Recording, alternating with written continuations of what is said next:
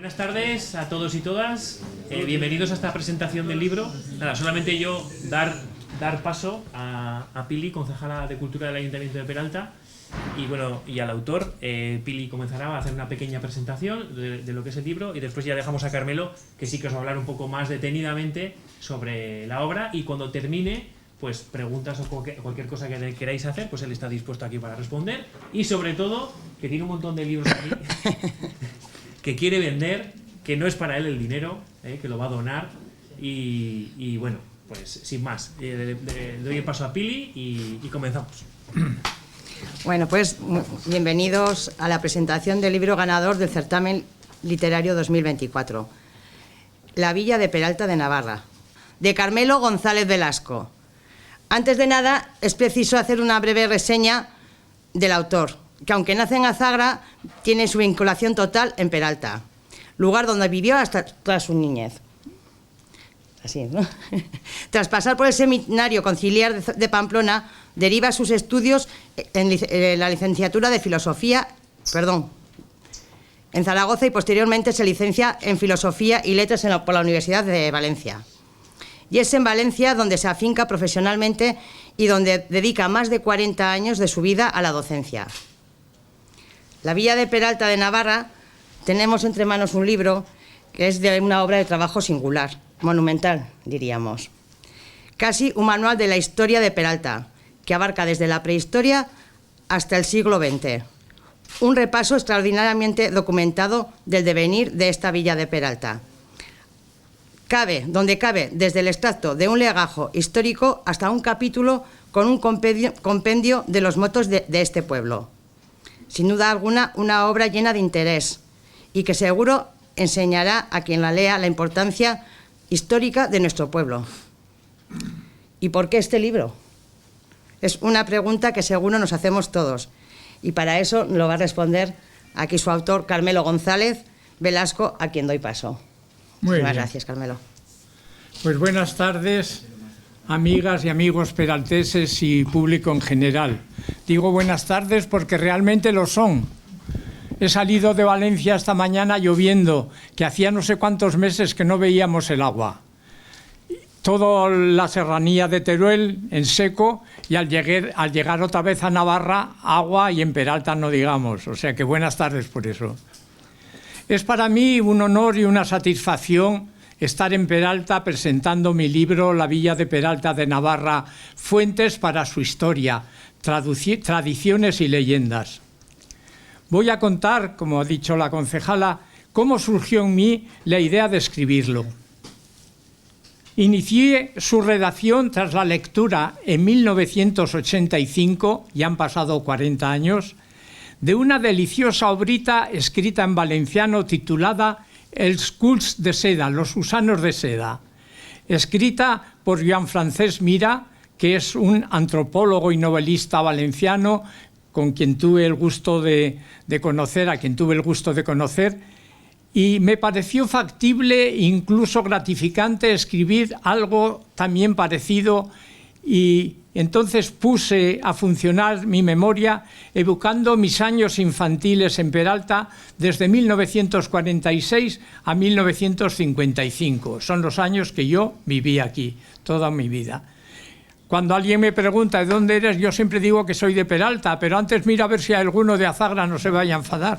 No, porque realmente quiero mucho a mi pueblo natal, a la Virgen del Olmo, que es una preciosa imagen románica, cosa que aquí no tenemos. Aquí ha habido mala suerte con las imágenes de la Virgen.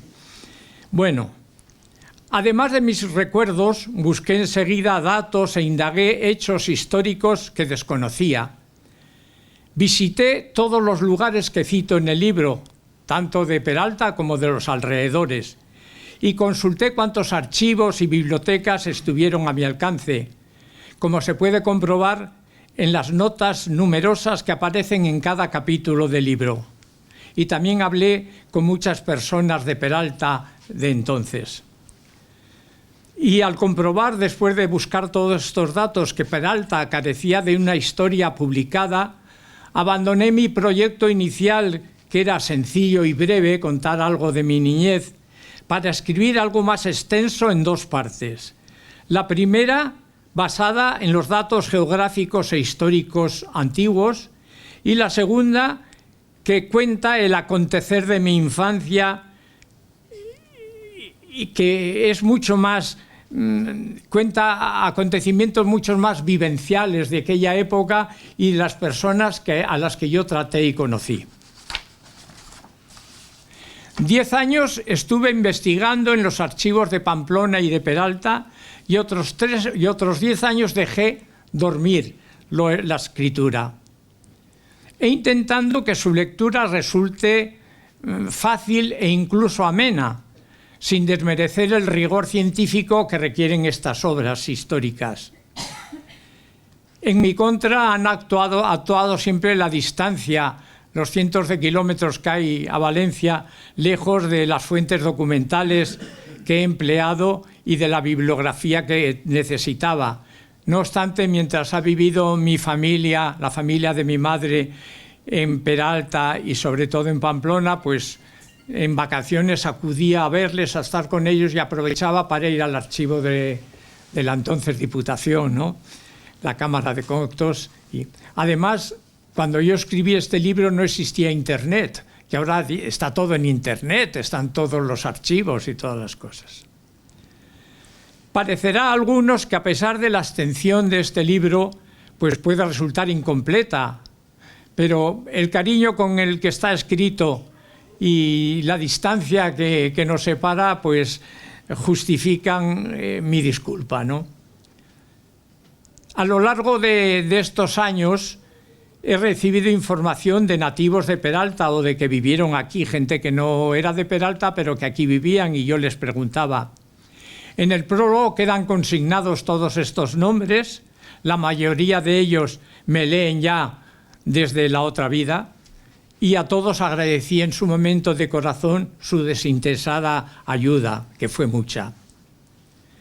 Este año, con la colaboración del Ayuntamiento de Peralta, de la concejal de Cultura y del empeño de su delegado de Cultura, que ha marchado, David Echeverría, he tenido ocasión de que se publique la primera parte de mi libro, que consta de 25 capítulos. A través de ellos se exponen los siguientes aspectos más importantes. Estos los voy a leer para correr más. La geomorfología y geografía de las tierras de Peralta. La historia desde la prehistoria a nuestros días. Los 300 años de presencia agarena aquí. Tuvimos 300 años a los árabes con nosotros. Las luchas entre moros y cristianos. Los primeros reyes de Navarra y Peralta. Las dinastías francesas. El reinado de Carlos II el Malo, que fue un buen rey para Peralta. El palacio de este rey en la plaza de San Juan, allí junto a la iglesia. Los tiempos de Carlos III el Noble, el Principado de Viana y Peralta, el ocaso del Reino de Navarra, la estirpe de los Mosempierres de Peralta, y aquí hablando de Mosempierres, fueron 3. Fue Mosempierres el Viejo, que fue el tutor de la reina Doña Blanca, Mosempierres el Joven, que fue quien asesinó al obispo de Pamplona, y Mosempierres, como dice la historia, es muchacho de Díaz, o sea que hijo del segundo, y de él ya no se sabe nada, pero vamos, acudía su nombramiento a las cortes y todo. También habló de la llegada de los reyes a Austria, el culto y el clero antiguo en el pueblo, los usos y costumbres peralteses en los siglos XVI y XVII, los caballeros de San Juan, los frailes capuchinos de Peralta, que estuvieron también, son los fundadores de la iglesia de San Miguel, el advenimiento de los Borbones, un prohombre peraltés, Juan Bautista de Irurzun San Martín, y sus fundaciones, por ejemplo, ayudó a varias muchachas peraltesas pobres para dotarles de la dote para que pudieran casarse. Su testamento es el creador, porque él se murió ya antes de que existieran las famosas becas de Peralta para que estudiasen los peralteses, y si quedaba algo, todo el que pudiera aprovecharse esas becas en el seminario. También habló de los largos años del cólera aquí, de la Segunda República, las monarquías alfonsinas de los dos reyes Alfonsos, las iglesias de San Juan Evangelista a lo largo de los siglos, que hubo 3 parroquias que se fueron hundiendo porque estaban construidas en la ladera del monte, iba un poco hasta esta última, ¿no? Los 978 motes existentes en Peralta. Hay, a lo largo del siglo, 978, algunos se me habrá clavado. Unos cuantos de ellos en el archivo de Peralta están versificados. Entonces, con los 500 y pico restantes, yo me he dado la molestia de versificarlos también. Y ahí en el libro aparecen versificados y luego por orden alfabético al final otro capítulo con todos ellos. Y finalmente, los últimos yacimientos arqueológicos de Peralta y Arlas. Porque aquí a mí me extrañaba y nunca aparecían restos arqueológicos romanos. Cuando en Funes, en los pueblos de por ahí, se encontraban muchos. Decían, ¿por qué? Pues sí que aparecían, pero los labradores los tapaban enseguida. Porque claro, se iban a quedar sin los pedazos, sin las piezas, ¿no? Últimamente ya han aparecido en Arlas, y ya es lo último que se está haciendo, que yo lo desconozco. No obstante, al final hablo un poco de ellos. Y termino el libro, o sea, el libro se acaba, no, yo no termino. El libro se acaba con la cronología de todos estos hechos puestos desde las cuevas del Vergel hasta el final, puestos por los años. Pongo también todos los archivos consultados, la bibliografía que he estudiado, aunque saliese Peralta en poco. Yo he consultado todos los libros y que he encontrado en que hablen algo sobre Peralta. Y además me permito intercalar 7 poemas míos que hacen referencia a los temas que estudio. Pero no quiero concluir, ahora sí que ya concluyo, no quiero concluir sin añadir antes 2 detalles importantes. Mi presencia en Peralta durante la infancia y las peripecias por las que han pasado estas páginas hasta ser publicadas. Vine a Peralta a comienzos del año 1946. Acababa de ser nombrado párroco el coadjutor más joven que había, de los 3 que había. Estaban otros 2 coadjutores, de todos conocidos, por lo menos oídos, don Andrés Troyas y don Juan Marzal. Bueno, pues mi tío fue monaguillo de ellos. Después, cuando se hizo cura y lo nombraron coadjutor de Peralta, era el coadjutor más joven con estos otros 2 ancianos, con estos otros 2 coadjutores. Vivía con su madre, Isidra, y 2 hermanas solteras, las otras habían casado, en una casa en mitad de la calle Mayor que era de ultramarinos y de tocinería. Enseguida se marcharon a vivir a la casa parroquial, porque allí estaba el despacho del párroco y todo, y como es una casa tan grande, pues se perdían, ¿no? Y querían tener a un nietecico, un sobrino, pues con ellos que le alegrase la vida, ¿no? Un poco. Entonces se estilaba eso. Hoy día no se lo aconsejo a nadie que desentrañen a un chico de su familia, pero entonces se estilaba eso. Nosotros éramos 5 hermanos, después, estando yo ya aquí, nació el pequeño, y pensaron que el que tenía que venir era Francisco Javier. Mi hermano es el único hermano que ha muerto, que había hecho la primera comunión y que era muy vivaracho. Lo trajeron aquí, no aguantó más que 15 días. Enseguida llamaron a mi padre, vino con el coche y se lo llevó, porque Javier era muy movido, muy de su pueblo, era el jefe de toda la chiquillería del barrio. Aquí no aguantaba con un tío cura recto, como una caña, y la abuela y mayores. Entonces pensaron, pues, traernos a Carmelín, que parece más tranquilico y bueno, ese no nos va a crear problemas. Yo, es que la verdad, no podía crear problemas estando de jefe mi hermano Javier. A mí me anulaba. Aquí ya fui una persona. Aquí ya me descubrí como lo que era, ¿no? Enredador, travieso y tal. Pero bueno, me aguantaron y yo también aguanté. Pero mis años en Peralta fueron los años más felices de mi vida, os puedo decir. Además me trajeron también porque mi tío lo habían ordenado cura en 1938, yo nací en el 40, era el primer sobrino que nacía después de ser cura. Entonces dijo, pues a este le pongo mi nombre y ya veré si lo llevo al seminario, para que me suceda, ¿no? Mis años peralteses, conviviendo con ellos, ya lo he dicho, fueron muy felices y tuvieron gran trascendencia en mi formación religiosa y cultural posterior. Yo no tengo la cultura de mis hermanos, ni el estilo, ni nada. Te digo que no aconsejo a nadie que desentrañen a un hijo de la familia. Hoy día no está ni permitido, creo. Pero entonces sí, eran familias numerosas y dejaban a los chicos como... Mis abuelos dejaron a una chica también, a unos amigos, y se murió a los 16 años y mi abuelo dice que lloraba. ¿Por qué se la habré dejado? Bueno, murió porque tenía que morirse, ¿no? Entonces había enfermedades que hoy día... Pues, con los nuevos medicamentos. Fui un año al Colegio de las Monjas con Sor Ascensión y Sor Clara, parece que era. Y después a las escuelas nacionales, aquel magnífico edificio que teníamos, una pena que tal vez tuvieron que destruirlo, no lo sé, pero era un magnífico edificio. Estuve un año, el primer año es el que más me recuerdo, fue con don José María Aranaz, que creo que algunos de vosotros lo habéis tenido también, un maestro ejemplar y ejemplarizante, ¿no?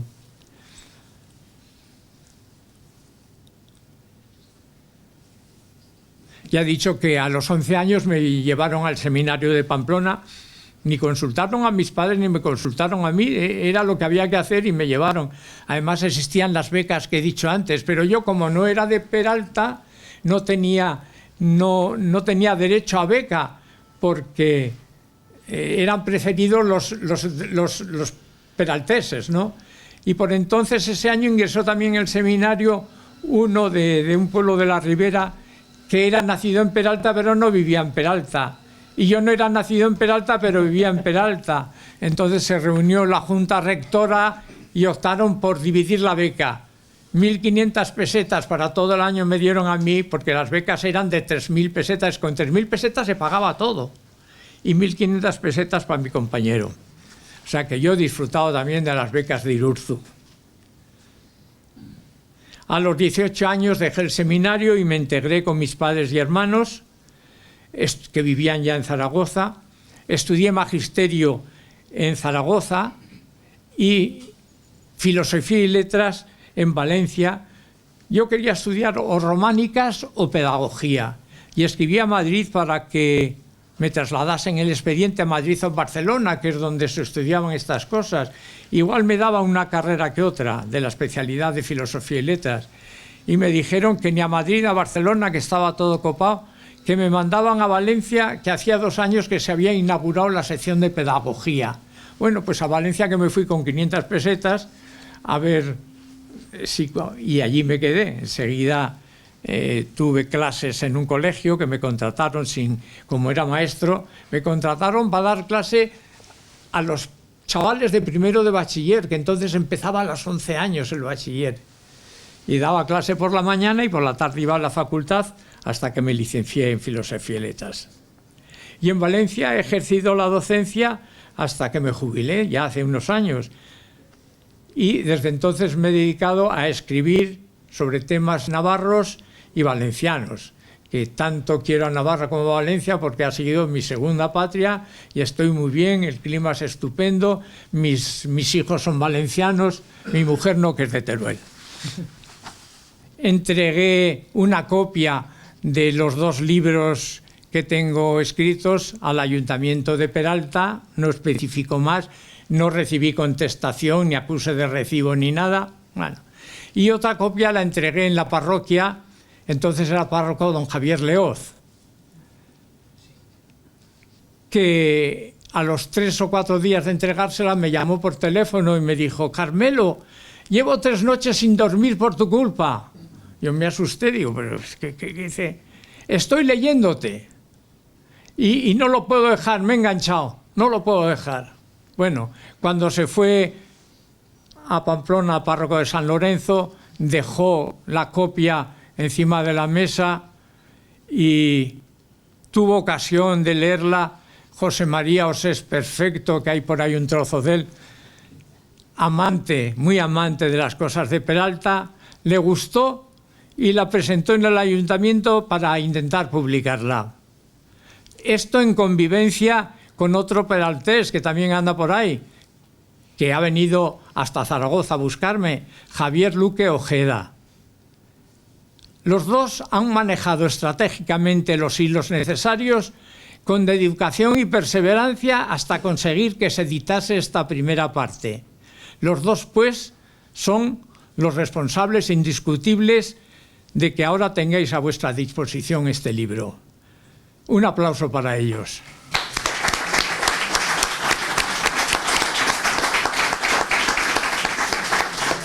La verdad es que yo lo tenía ya completamente olvidado, ya ni me acordaba, la verdad. Al final del prólogo se indica el enlace para la localización de esta segunda parte en una página web de Luque. Pero yo, desde que he sabido que se publicaba la primera parte, he puesto al día la segunda por si viera algún día la luz de la imprenta, porque una parte sin la otra queda la obra incompleta completamente. Y nada más. Gracias por vuestra atención. Pues muchísimas gracias, Carmelo. Muchísimas gracias a todos que han sido partícipes de que esta obra salga por fin a la luz. Y esperemos que, como él ha dicho, podamos seguir haciendo la otra.